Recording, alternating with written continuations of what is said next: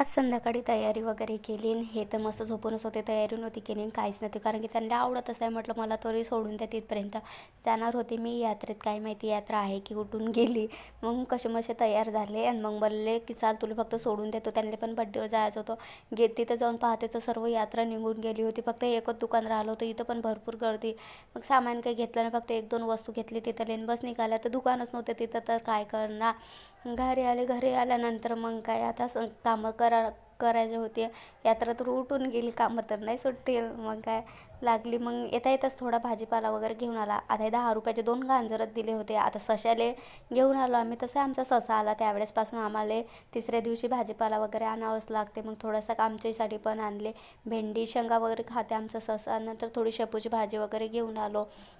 मग ते भाजी पण निवडायची होती. ही 10 रुपयाची आम्हाला देऊन दिली त्यानं. आणि मला एक लायटर खराब झालं होतं, तुम्हाला त्याची गोष्ट मी उद्या सांगणार उद्याच्या ब्लॉगमध्ये. आणि हे नवीन फक्त यात्रेतून लायटर वगैरे घेतलं. नंतर मग भाजी वगैरे तोडायला लागले. म्हटलं नाहीतरी आता उद्या पण आपल्यालाच तोडावं लागेल, तर म्हटलं आजच करून घेतं. उद्या जर कचऱ्याची गाडी आली तर ते टाकून दिल्या जाते. मग त्याच्यामुळे मग हे भाजी वगैरे सर्व अशी तोडून घेत होती, जेणेकरून म्हटलं आता उद्या पण ते भाजीच बनवणार. आमच्या वावरात तर एवढी भाजी होती की दुसरे येऊन घेऊन जात होते, एवढी भाजी होती. आम्ही तर फ्रीमध्येच खात होतो, पण इथं तर विकत घ्यावं लागते. आणि ते बरं राहते पण चांगली वावरातली वाली भाजी. आता हे काय माहिती, पण आता हे बनवावं लागेलच. घेऊन आलो तर म्हटलं जाऊ द्या. मग त्याच्यानंतर मग पूर्ण ते काळ्या वगैरे मग हे करून तपा तुम्हाला दाखवता त्यातले खाली पण पडत आहे. परत मला ते काम होत आहे तुम्हाला दाखवता. त्याच्यानंतर मग ती व्यवस्थित ठेवून दिली. नंतर मग जेवण करायचं होतं.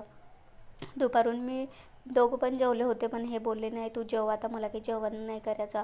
मग मी जेवण करायला बसले. त्यांनी तरीसुद्धा म्हणत होते तुम्ही थोडंफार तरी जेवण करा, कारण की मग करा म्हटलं थोडं जेवण, उद्या सकाळीच मग परत कामावर जाते.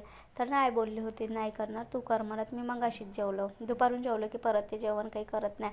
त्याच्यामुळे मग मी जेवण वगैरे केलं. नंतर मग जेवण वगैरे झालं. आता कामं वगैरे पण पूर्ण झाले.